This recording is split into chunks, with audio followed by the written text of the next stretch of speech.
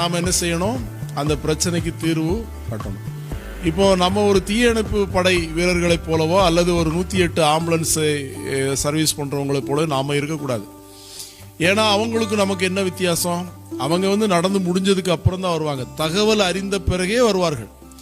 நம்ம அப்படி கிடையாது. இந்த மாதிரி வராம நம்ம பிரார்த்தனை பண்ணணும், இந்த மக்களை எச்சரிக்கணும் அப்படிங்கிற கான்செப்ட்ல நம்ம செய்யணும்.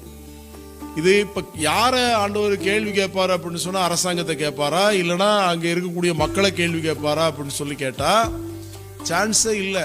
யார கேள்வி கேட்பாரு அப்படின்னு சொன்னா இந்த ஊழிய செய்யறவங்களை தான் கேட்பாரு. ஏன்னா நாட்டுக்காக, வீட்டுக்காக, மக்களுக்காக பிரார்த்தனை பண்ண வேண்டியதும், அந்த ஜனங்களுக்கு காஸ்பல் சுவிசேஷத்தை அறிவிக்க வேண்டியதும், அவங்களை நல்வழிப்படுத்த வேண்டியதும் அது கிறிஸ்துவ சமுதாயத்தினுடைய மிகப்பெரிய பொறுப்பாகும்.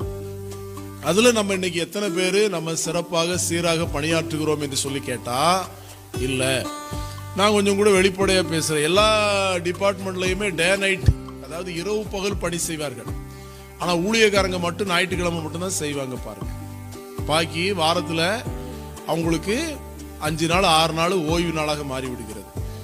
ஏதோ ஒரு விசிட்டிங் பண்ணுவாங்க, ஏதோ ஒன்று பண்ணுவாங்க, ஞாயிற்றுக்கிழமை என்ன பண்ணுவாங்க, அந்த சபையில பேசுவாங்க, ஏதோ ஒன்று பண்ணிட்டு அந்த கிடைக்கிறத வாங்கிட்டு அவங்க ஓட்டு போயிடுவாங்க.